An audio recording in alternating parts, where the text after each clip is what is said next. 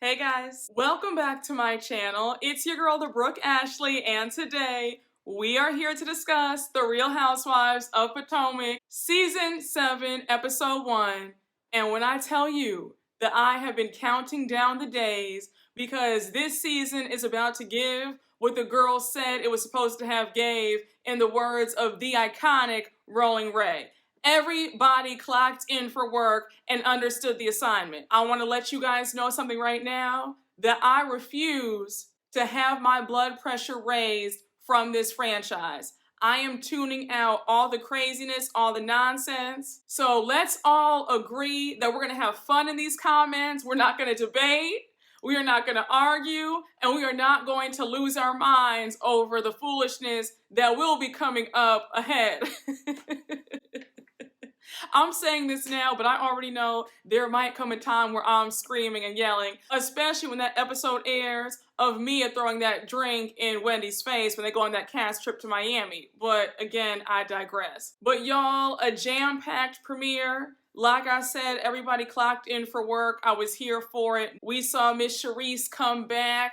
I'm telling you right now, Season 8, Cherise will be back as a full-time housewife. So we open up this premiere episode with an unlikely duo, Karen and Gizelle, sworn frenemies. They have been at each other's throats since Season 1, Episode 1, okay? Ever since Gizelle sat in Karen's seat at Karen's birthday dinner. So we see Karen and Gizelle enjoying a nice spring day in DC, and they're having a nice little picnic under the cherry blossoms. And I have to say, DC is just so pretty, especially in the springtime. Like, just gorgeous. DC is one of those cities where every time I go, I'm like, yeah, I could see myself here. And I was just in DC for my friend's wedding. You know why Karen and Gizelle's frenemy situation works?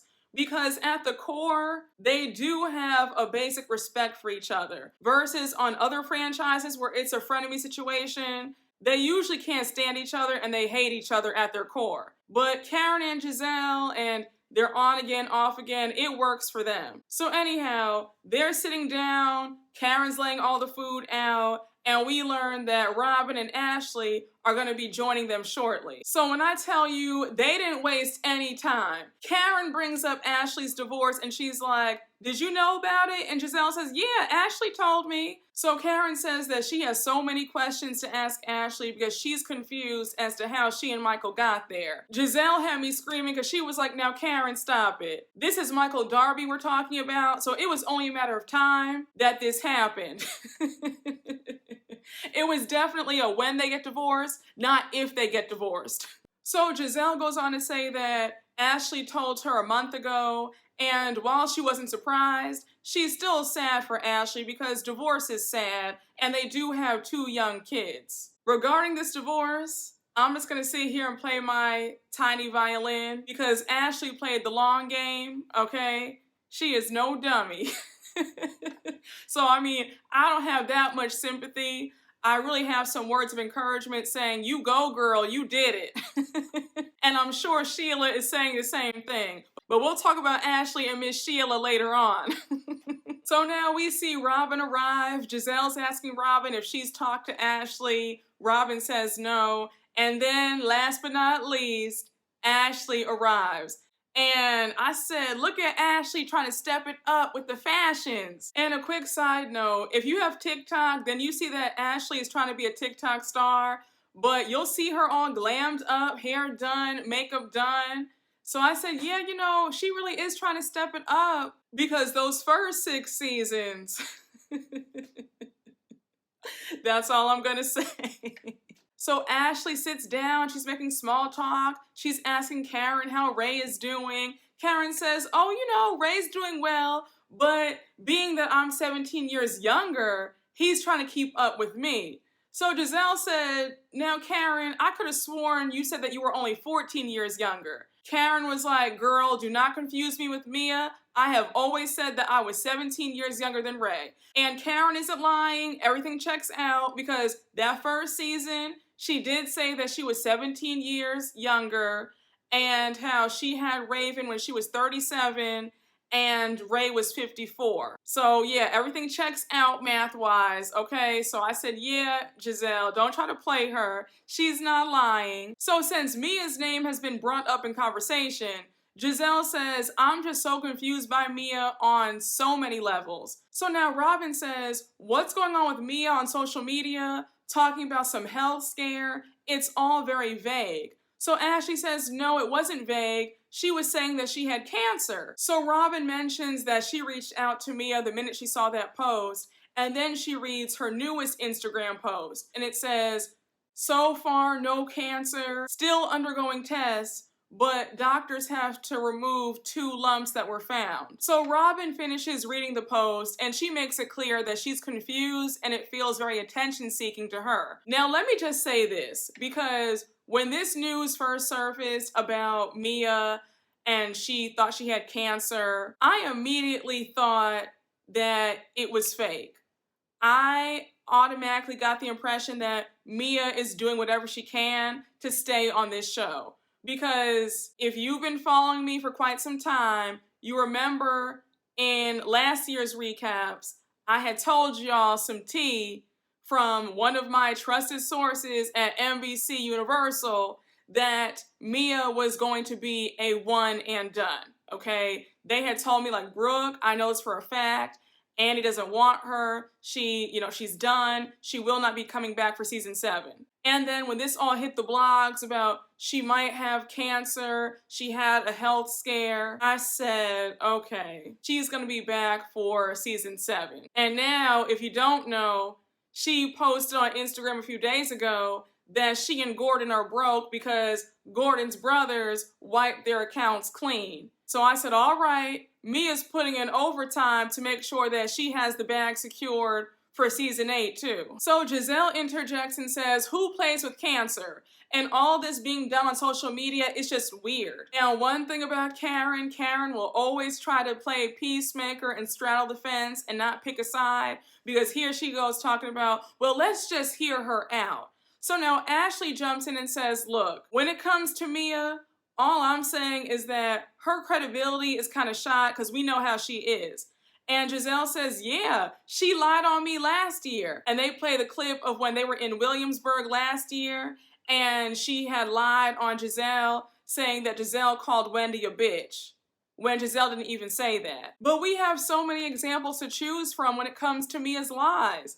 She can't even keep her story straight about if she was a stripper or not. Talking about it was a gentleman's club where they ate steak and lobster and she danced in a ball gown, but it also doubled as a car wash on the side. Like, girl, what are you talking about? It's always something with her. So Karen is still trying to give Mia the benefit of the doubt, and she's like, look, I don't play about fake health announcements. Then she says, personally, I wouldn't have gone to social media. I would have gone to Jesus and had Satan on his knees.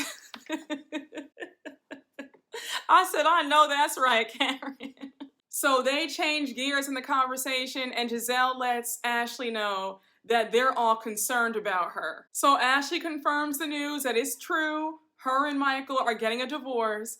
And now Karen wants to know what led to the divorce. Was it them going in separate directions because they had the second baby? Ashley says that a part of it is she no longer drinks, and then she and Michael aren't sexually compatible anymore. I said, Ashley, you were never sexually compatible with that man. You only were when there was some money to get. But now that the prenup is null and void, and you had 2 of his children, and you know that you're set for life, now it's shout out to everybody, I have fun, let me collect this money, and get with somebody who I'm actually attracted to. Oh! Shout out to everybody, I have fun. I gotta be good. So Ashley reveals that they haven't had sex in 4 months. And Ashley, I can assure you that within that 4 months, Michael has had sex. Just not with you, but trust and believe, he's not going that long without getting any, okay? He's already a cheater. So if you think that he's been going without, you are sorely mistaken. I said you haven't had any in 4 months, but I'm pretty sure Michael has. So now we learned that there was an incident in Miami where a woman was interested in Ashley and wanted to have a threesome.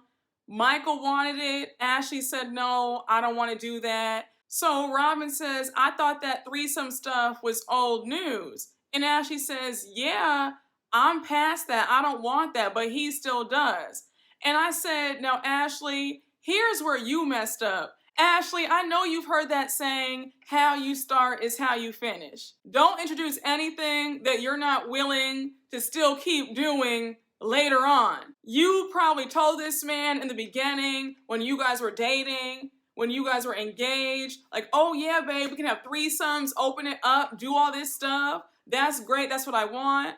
And he said, great. I'm pretty sure that whatever the agreement was, Michael was led to believe that this marriage would always be open. And you've played yourself to expect monogamy from a man who has made it clear through his actions that that's not what he wants. You can't think that just because you marry somebody that you're gonna change them. That's not how it works. Michael was who he was before he met you, while you guys were dating, and he's still the same person while you guys are married. And the joke is on you to think that it was gonna stop just because you have a marriage certificate and 2 kids. Like, sis, get real. But Ashley, for the next husband, if you do want to get married again, hopefully you seek somebody out who values being faithful. And honestly, I don't know if Ashley is separating or divorcing either, because what she said next had to be one of the dumbest things I've ever heard. Ashley brings up that she's house hunting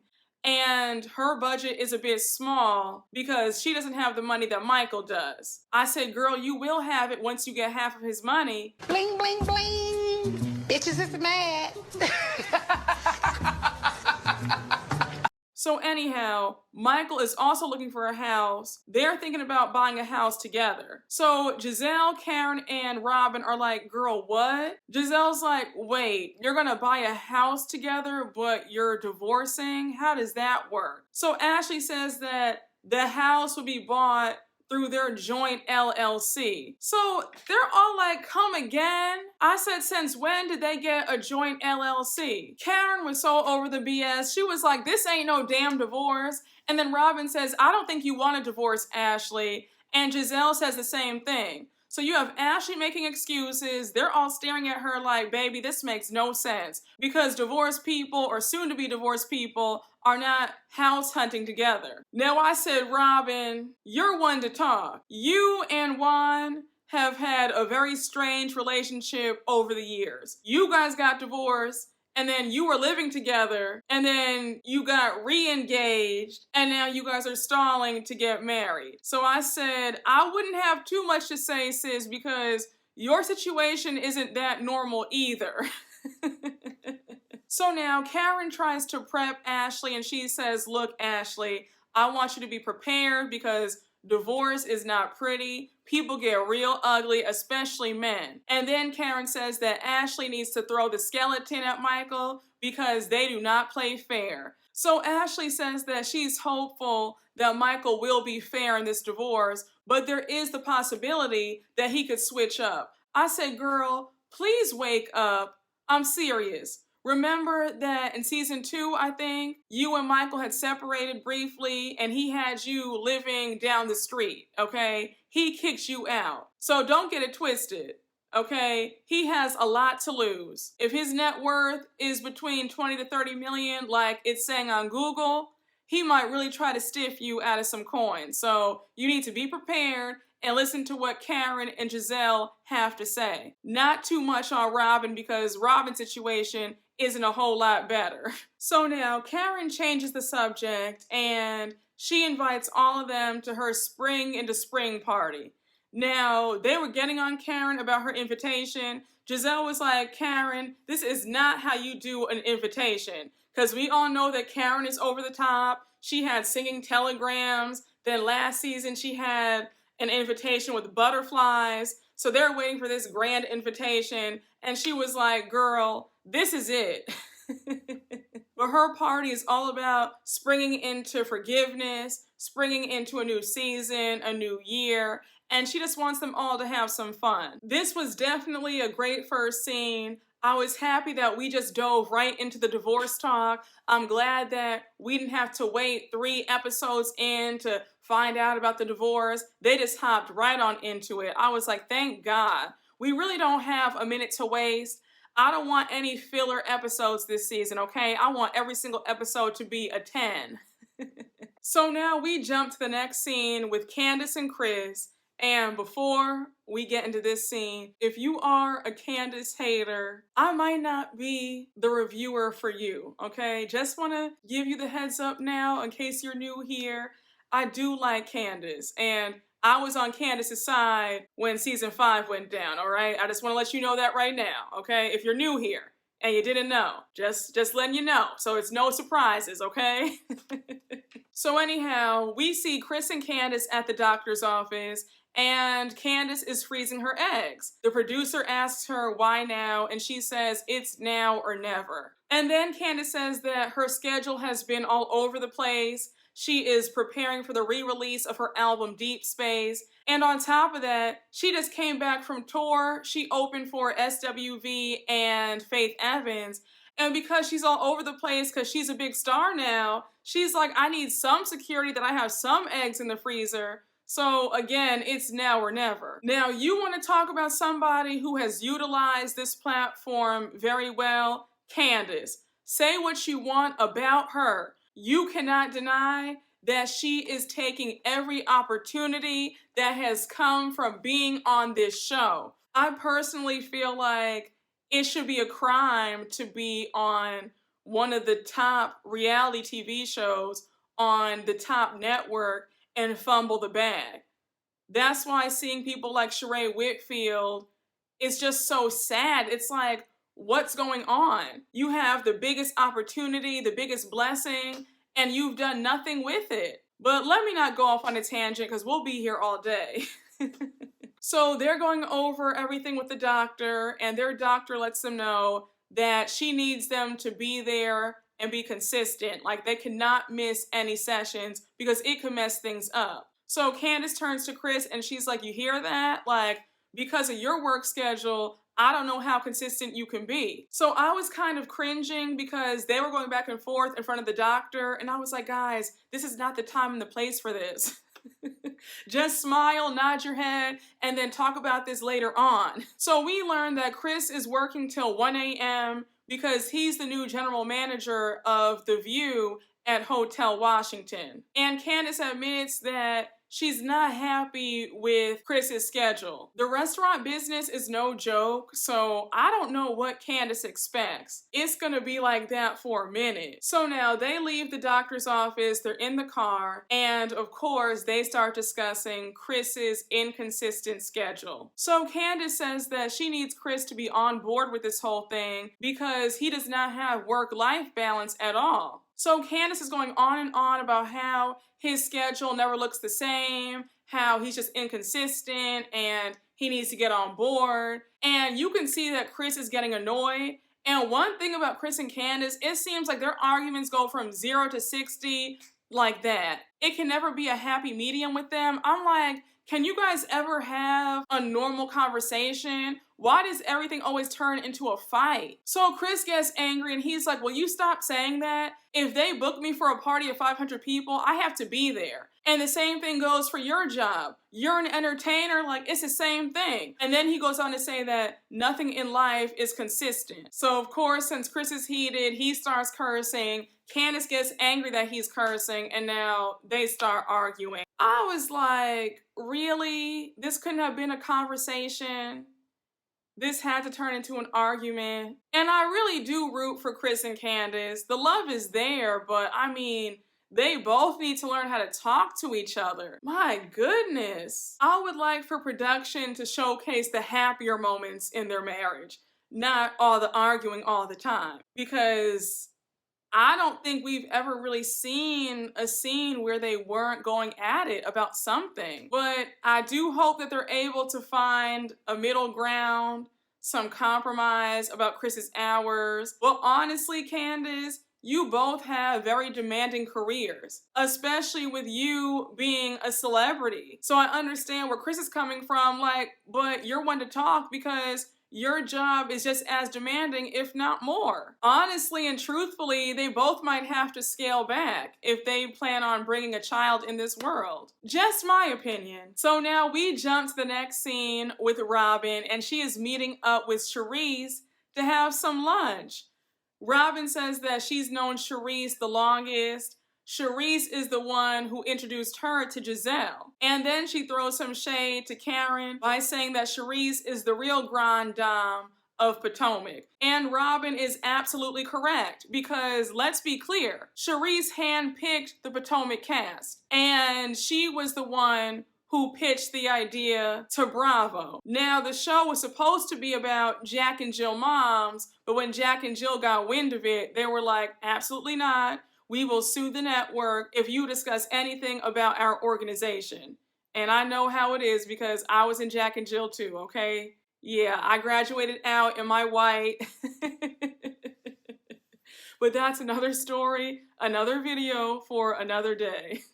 So anyhow, they're making small talk. Robin's asking Cherise about her love life. Cherise says that since she's been divorced, she's only dated like 2.5 people. She says that she has one guy, but he's like her friends with benefits, and it's purely sexual, just what she needs. So Cherise says, Robin, what's going on with you? Have you and Juan set a date yet? And of course, Robin has no answers. She's talking about, we don't have any dates. We don't have any plans. I'm like, girl, just go down to the court and get married. Have a few witnesses there. Have your sons there. And have a cute reception at one of the nice hotels and call it a day. Because I can assure you that the viewers do not care about this whole will you or won't you marry Juan again. Our patience is running thin. So either do it or don't. By season 8, there better be a wedding. Because I'm telling you right now, you're not about to drag this out until season 10.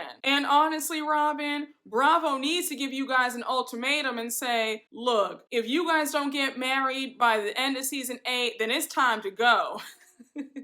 Honestly, I feel like Juan and Robin are playing in everybody's faces because when the producer asked Robin, do you even want to get married? And she couldn't even answer the question. She was like, what's the question again? It's like, girl, what are you guys doing? If you don't want to do this, then don't do it. But don't waste our time. But anyhow, Robin wants to know, what does Cherise think about a prenup? So Cherise wants to know if Robin signed one when they got married the first time. Robin says that she did, and then she says that now the roles are reversed where she's the breadwinner and she wants Juan to sign a prenup. Now, personally, if you guys have been following me for quite some time, you know how I feel when it's the reverse. I just think that unfortunately, a lot of men, I won't say all men, but it just seems like a good portion of men have very fragile egos and they really can't handle it when the woman is the star in the relationship and is making all the money. Prime examples, Wendy Williams, Kelly Clarkson, Sherry Shepherd, Jill Scott. The list goes on and on and on, okay? Just my 2 cents on the matter, but the minute that Robin said that, I was thinking, yeah, Robin, a prenup does not sound too bad. Now, call me biased because I feel like when it's the other way around, like when the man has the money and the woman, you know, doesn't, I'm like, okay, girl, don't sign a prenup. Like, he should give you half. But if it's the other way around, I'm like, yeah, girl, have him sign a prenup. Have him sign 2. Look, I'm being honest. You want me to be honest, right? I'm just telling you guys how I feel. Let me get off that topic before you guys accuse me of trying to be a hypergamy / femininity channel. Let me not even open up that can of worms. That is another video for another day. So Robin says that she doesn't believe that the person who has less should automatically get half. So Cherise looks at her and says, excuse me? So what are you trying to say about me? That I didn't deserve my half? And Robin says, I'm sorry, sis, but no. And Cherise was angry. She was like, girl, don't start with me. And let's be real. Cherise was in a loveless marriage, okay? If you guys watched her episode when she was on Iyanla Van Zandt, I felt so bad for Cherise. She admitted that 8 years into the marriage, Eddie told her one day that he had fallen out of love with her and he was not into the marriage anymore. And she said that she wanted to hold on to the marriage and she thought that she would be able to find a way for him to love her again, and it never happened. And she's stuck in the marriage for another 12 years. So I said, yeah, she definitely earned it. Because to be with someone and it's like an unrequited love situation, that's sad. And you know that took a hit to her self-esteem. So I said, child, the least he could give her was some money. So since they're on the topic of divorces and prenups, Robin says, girl, did you hear about Ashley and Michael getting a divorce? She said that he still wants threesomes and he still wants to party and she doesn't want that. Then she brings up that Ashley and Michael are still looking at houses together. And Cherise is like, what? Cherise isn't buying it at all. She says that it's always something between Ashley and Michael and that they're full of BS because when you're done, you're done. And nobody who wants to get a divorce is going to look at houses with their soon-to-be ex-spouse. And did you guys catch that shade when Cherise said, maybe she just wants some extra attention from you guys? And I said, I mean, it could be a possibility that Ashley's doing it for attention or for a storyline, but something in the milk ain't clean, and we're going to find out soon enough what's really going on with this divorce. So now we move right on along to Miss Mia. And y'all know how I feel about Mia. I do not like her. I think that she has a very nasty attitude. I was so over her. The constant calling people low budget, talking about money all the time. If you saw my recent video where I talked about her and Gordon's recent money problems, just a hot mess. She has always given me very fake and phony vibes. Something just isn't quite right. The stories don't add up. And I never believed that she and Gordon were these bosses that she claimed to be. Especially not now, with the brother wiping out their accounts. Anyhow, we see Mia in her new rental, and that's another thing right there. If you have so much money, then why are you renting, sis? And they're paying a pretty penny. They're paying $10,000 a month? Like, girl, what's going on? But anyhow, Mia's talking about they are living in Potomac, and Karen and Ray are their neighbors. So I think that they said Karen and Ray are down the street from them, like 3 miles away. But Mia adds that she added a few renovations to the rental and she spent about $65,000. Again, why would you pour all that money into a rental? Are you doing a rent-to-own thing or no? Like, what's going on? Well, now that's probably off the table since you and Gordon are now broke. So you're probably going to be out of this rental too. I guess we'll see that for season 8 then. Ladies, may we get a word?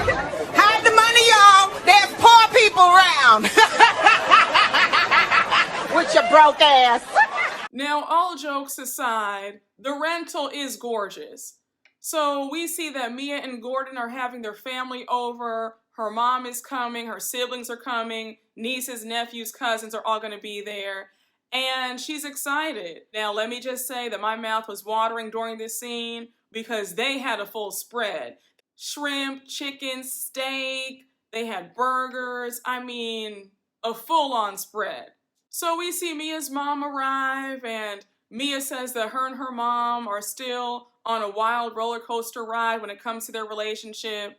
And then we see her mom asking about the results regarding her health. So Mia tells her mom that she has a disease, but they have to make sure that it's not in her lungs. And then she has to have a biopsy because there were all these lumps appearing all over her body. Now, for some reason, I don't know why, it just didn't make sense to me. I was like, you can't tell us what the disease is? This story gave me very much Kim Zolciak vibes from season 1 of Atlanta. Remember when they were asking her, why does she wear those Party City wigs? And she was saying that she thought she had cancer and she was sitting in a Chili's one day because she was so distraught. And they were all like, okay, so did you have cancer or not? And she still wouldn't answer the question. That's what that explanation to her mom gave me. So now we have Karen and Ray come over, and Mia's greeting the both of them. Mia's asking Karen how she's liking her new boobs. Karen got a boob lift. And now Mia turns to Ray and she's like, Ray, how are you liking Karen's new enhancements? So Ray says something to the effect of, he likes them, but he's trying to make sure that it's not for vanity reasons. And Karen says, Ray is full of it. He's just worried about who else likes these enhancements. Now, it seems like in this season, Karen's storyline is going to be trouble with Ray, and there are some rumors that she's cheating and has a man on the side. And we all remember those rumors in the earlier seasons about Karen having a guy on the side named Blue Eyes. I said, let me find out that Karen is getting tired of the Black Bill Gates.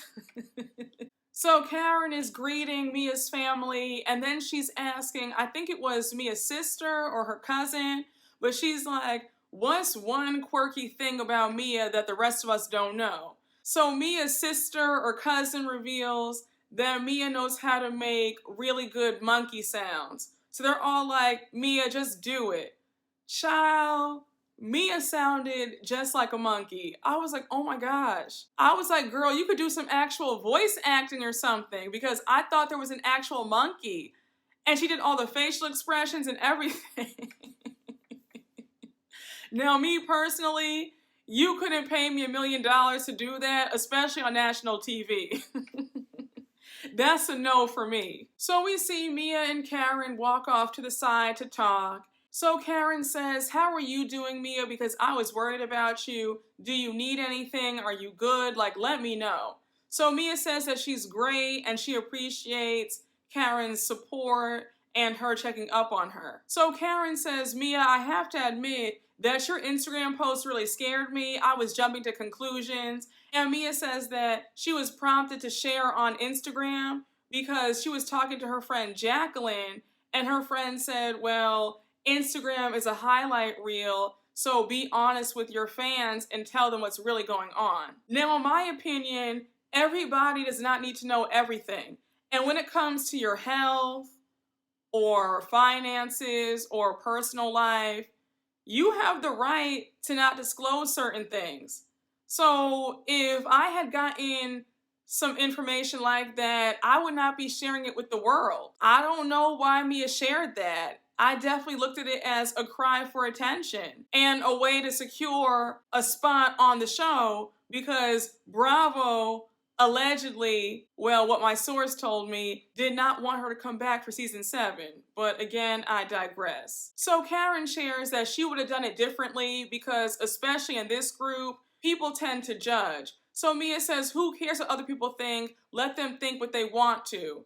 And I said, already, we're seeing that it's about to be some tension between Mia, Gizelle, Robin, and probably Ashley too, because they all have some questions about why she posted what she posted regarding her health. And I said, Mia, don't get defensive now, sis. You're the one who posted it. So now we get to Miss Wendy, and Wendy is at Bar 1 in Baltimore, and guess who she is meeting up with? Peter Thomas. I said one thing about Peter: he loves the spotlight, and if there is a camera, he will be there. Especially a Bravo camera with a Bravo check attached to it, he's there. So now my first thought was, what is Wendy doing here meeting up with Peter? Like, how did this happen? And we also know that we're going to see Peter later on, because there were rumors earlier on, before the season even started, that Gizelle and Peter were dating. But anyhow, they start talking, and we learn that Wendy wants to open up a Nigerian bar. Now, I said that candle money has Dr. Wendy feeling real good, because now she wants to open up a bar. I'm not mad at it, But remember, it takes a while to see a profit from a bar or a restaurant. So girl, just crawl before you walk, okay? Like, one thing at a time. So Wendy makes it clear that she knows nothing about the hospitality industry, but she has a vision. Then she adds that she wasn't the one to approach Peter about this idea. Peter approached her. So Wendy's rattling off some ideas, and she wants to incorporate her love of education in this bar. So she's thinking about doing some library lounge where they have a bookshelf with all these books of famous and notable Black authors, and then she would want to have kids come in from the hours of 2 to 4. So Peter is looking at Wendy like, girl, are you serious right now? And he says, absolutely not. No adult wants to be around a whole bunch of kids while they're drinking. And I was thinking, Wendy, you know better than that. When have you seen a play area or a library in a bar with little kids? Like, come on. You're a smart woman. That was a dumb idea. So Peter says, listen, if this is done the right way, we can make a killing. I'm putting up my money. I'm already looking at an area called Arbor Point, one of the best neighborhoods in Maryland. Like, this could really be a hit. Then he says that Wendy should come in at 20% ownership. So he says that the total cost is going to be about $1.5 million. And if Wendy comes in at 20% ownership, she has to put up $300,000. Now, pardon me for my ignorance, but I had no idea that Peter had that kind of money where he can put up 1.5 mil. I remember a few years ago, he went to jail for like a bounce check for Bar 1 Miami. Is Bar 1 Miami still open? Let me know. But I remember that he had some issues. I think that Cynthia was suing him because he didn't pay her back, like something of the sort. But I didn't know that Peter was flush with money. But good for him, because he's definitely come a long way. Because we all remember when he got married to Cynthia Bailey on Atlanta, and they barely had a pot to piss in or a window to throw it out of. So Wendy's really surprised to hear that it's going to be $300,000 on her part. And she's like, what? Like, are you serious? Me and Eddie share our finances, so I'm going to need him to sign off on that kind of sum of money. Now, personally, I don't think that Wendy and Eddie have $300,000 cash just sitting there for a restaurant. So Peter lets her know that on top of the $300,000 that she'll need to cough up, she wouldn't see a return on the investment about 18 to 20 months later. So she's taking it all in, and then Peter's asking, what does Eddie think about all this? Wendy shares that Eddie is not on board about this whole restaurant idea at all. Now, Wendy, I think that you might be in over your head. You guys are seeing some money now. I don't think that it's in your best interest to now take $300,000 to pour into a brand new venture. The restaurant, bar, lounge business it's hard. There's no other way to put it. And I just don't think that it's the best idea right now. I think you need to focus on your candles, your books, other speaking engagements, and, building that money. Like, don't focus on this right now. It might be a bit too much. And that's going to cause strife in your marriage if Eddie's not on board with that. You know what I'm saying? I don't know. I think that Wendy might be getting in over her head trying to open up a bar. And maybe if she really does want to do it, maybe ask if she can come in at a lower percentage for ownership. Maybe ask to come in at 10% ownership. I don't know, just a thought. What do you guys think? Do you think that Wendy is getting in over her head? Would you go into business with Peter Thomas? I mean, Peter doesn't have the best track record, so again, I don't know. Now, there is too much to say about this next scene. So we see Ashley and the boys paying a visit to Uncle Lum and her aunt and her mom, Miss Sheila. Now, Miss Sheila gave us a new look, a new cut, a new color. Let me give her a new style, a new hairdo, a new cut, a new color. But one thing's for certain, that Miss Sheila will always have a new wig for us each season. So anyhow, Ashley says that her getting divorced from Michael brings a silver lining because now she has a renewed relationship with her family. Because she says before, she always felt like she was in the middle and she had to choose between Michael or her family. So Ashley, Uncle Lump, the aunt, Miss Sheila all sit down to have some dinner, and here's where the conversation gets good. So Ashley brings up how she's house hunting, and the aunt is asking her if her and Michael are gonna have a signed agreement regarding finances. And it's right here where Ashley shows that she's BSing everybody. So Ashley says that part of this house hunting will be deciding the financials. So now Uncle Lump interjects, and he's asking if Ashley is worried about Michael supporting her and the boys. So Ashley admits that she is a bit nervous, especially seeing how her mom handled being a single mom. So now Miss Sheila interjects and says that while things were tough, it was very rewarding for her as well. I said, okay, Miss Sheila, keep telling yourself that. So Uncle Lump wants to get to the brass tacks. He's like, look, is there going to be a set amount that you receive monthly? So Ashley says that in the prenup that she wouldn't get alimony, but now the prenup is null and void because she was with Michael for 8 years, and the prenup was if they divorced before 5 years. So pretty much Ashley is saying, I'm set. I did my time and I'm good to go. Now, when we got to this part, did anybody notice that quick little smile that Miss Sheila had? I swear to you, if you go back and watch that scene, Miss Sheila's eyes lit up.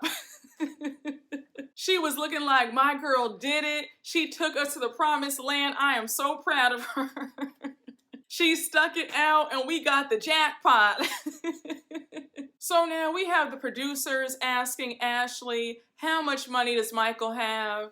And Ashley says, I'm never going to tell, but I will say that he does very well. Now, Google says that his net worth is between 20 to 30 million. So yeah, I would say that he is doing well. So now the producer goes on to ask Ashley, how much money would she need for Michael to be comfortable? So you have Ashley playing coy, and she's like, well, I mean, I really don't know, honestly, because I don't even pay a bill now.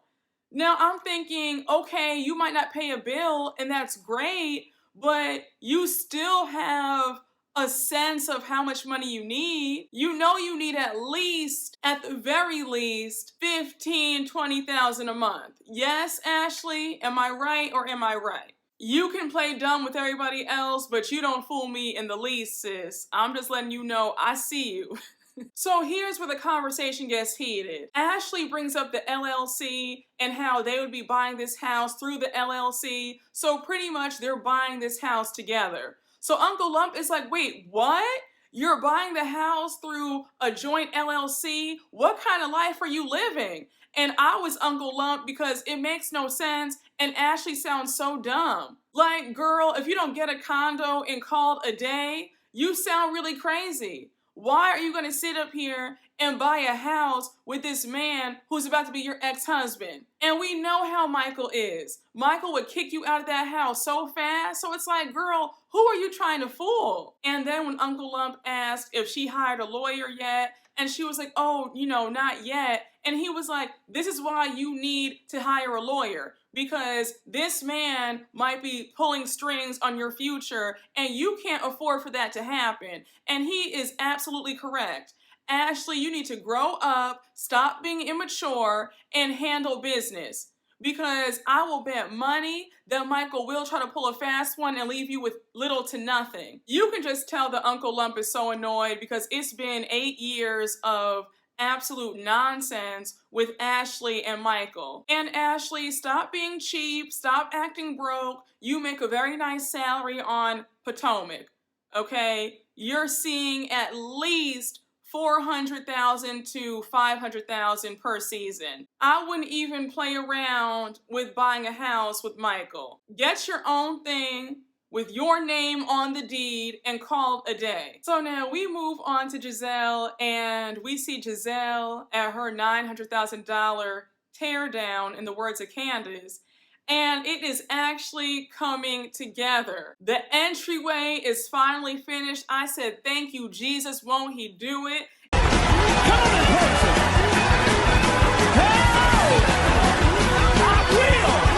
It only took 84 years, but finally, because for the past 2 seasons, the house was a complete eyesore. Remember last season when she threw that reasonably shady party? I said, girl, wait till the house is finished before you have people over. But I'm no hater. I'll always give props where props are due. The house definitely looks a lot better. Her patio is coming along. The entryway, like I said, is done. She has a circular driveway. I said, all right. Now, do I think that Gizelle has good taste? Taste is subjective, but in my opinion, you know, to each their own.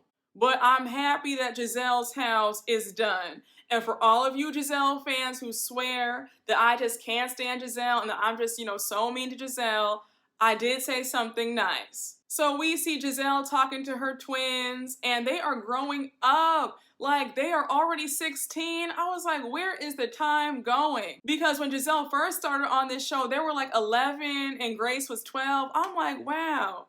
The twins are 16 and Grace is 17 now. Like, oh my gosh.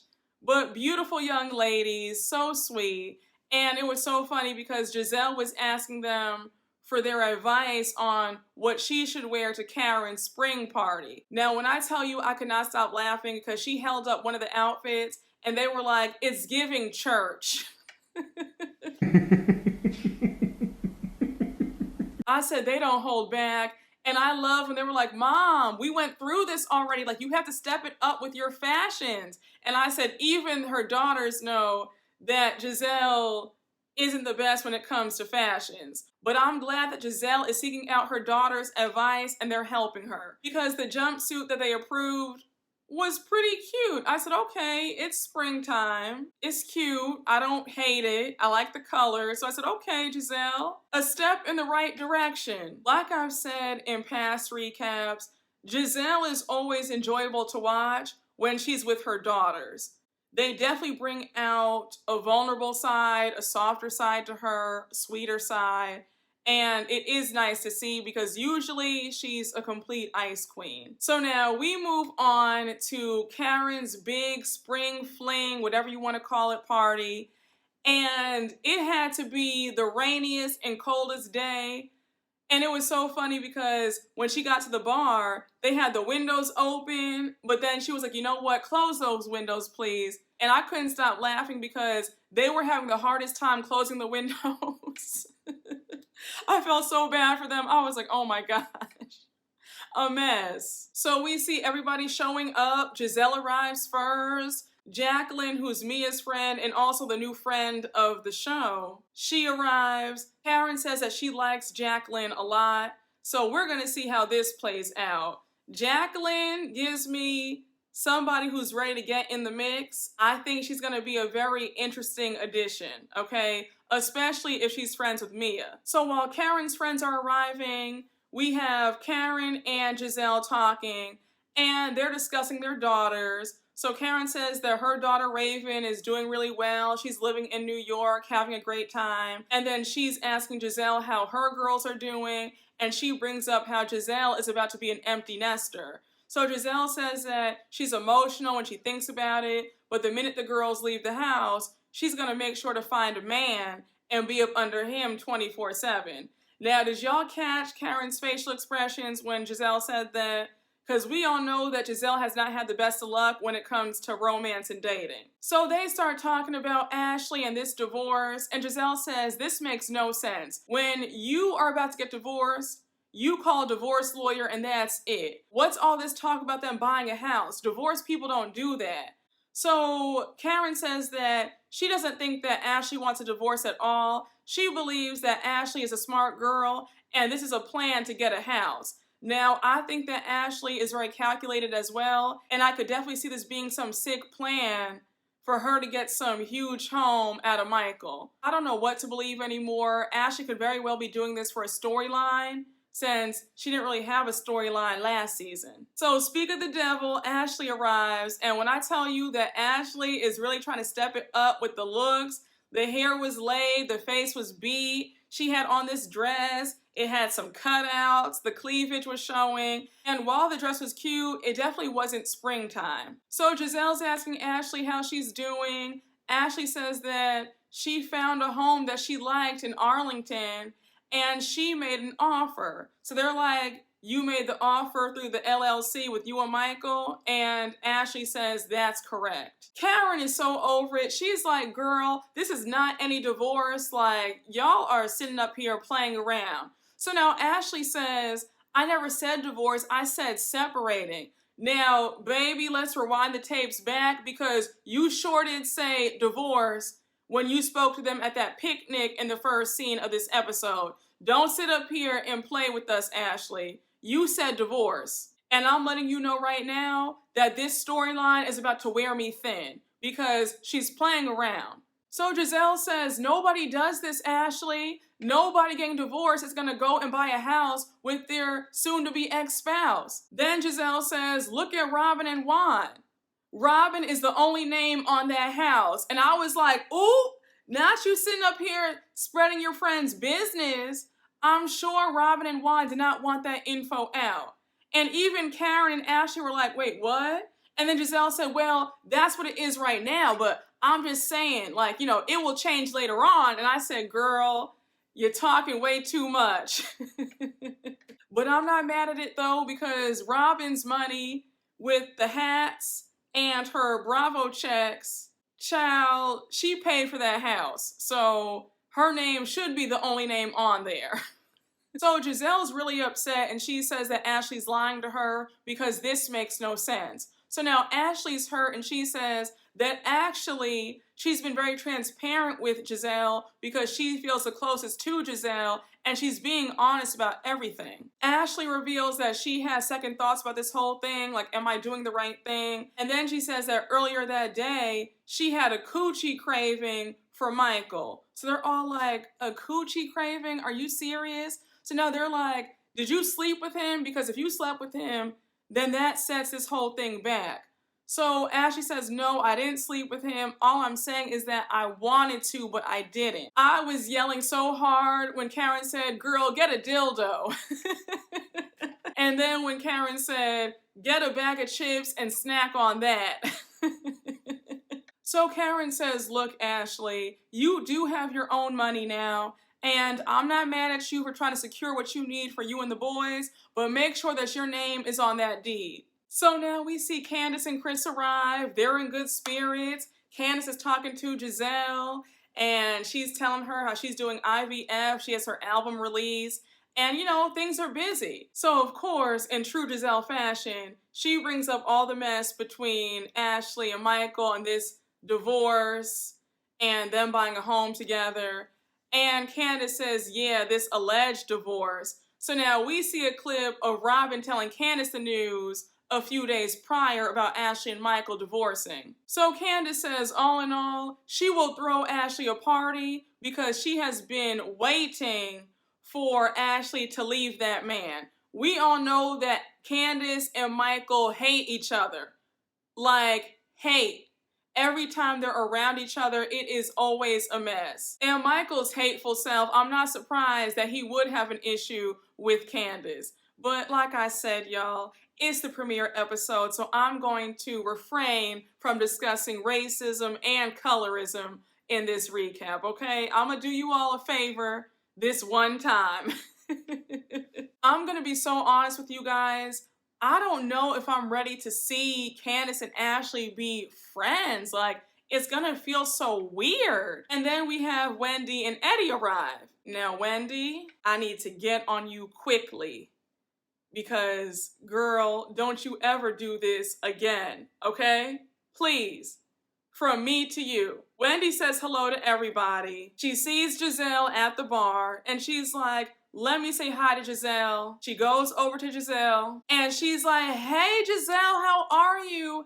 and she reaches for a hug. When I tell you that the secondhand embarrassment jumped out, because not only did Gizelle reject her, she didn't exchange a smile, a pleasantry, nothing. She was like, I'm good, okay, like, stay over there, don't touch me, like, no touching, like, I'm good, like, you wanna hug me, like, stay over there, like, please go.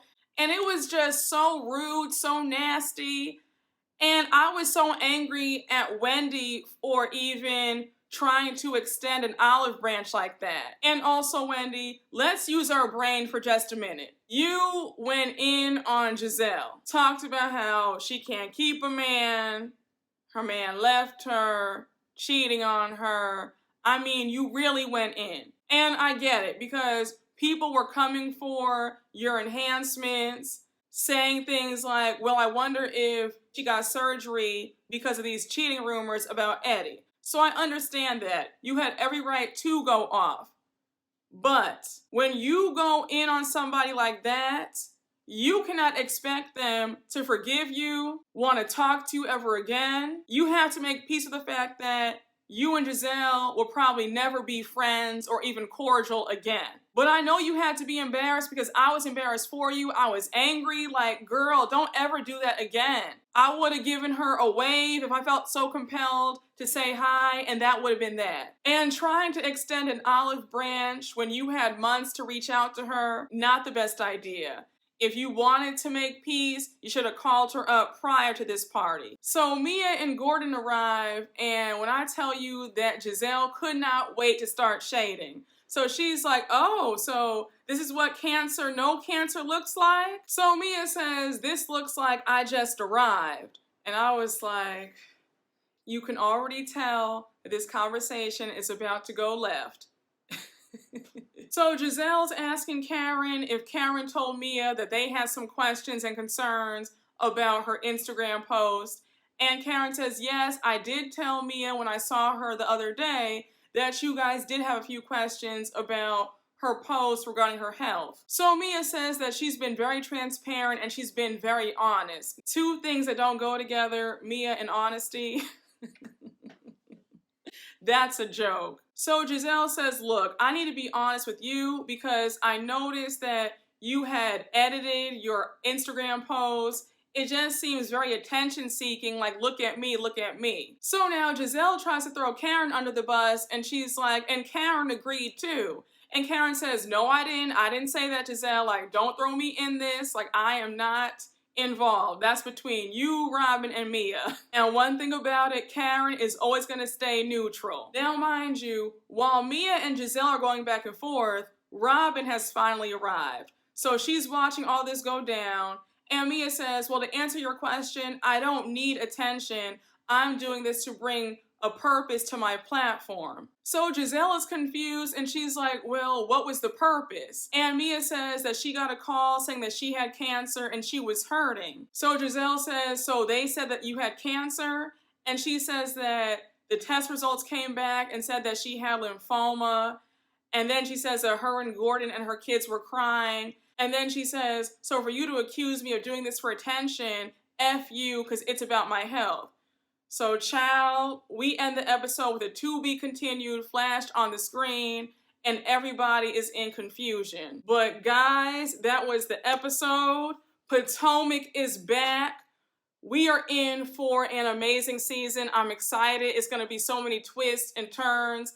I heard that there are so many new alliances. There have been so many blog reports about Mia and Karen falling out. We see that Mia shaded Karen the other day about how her bun looks like a cheap clip-on piece from Claire's.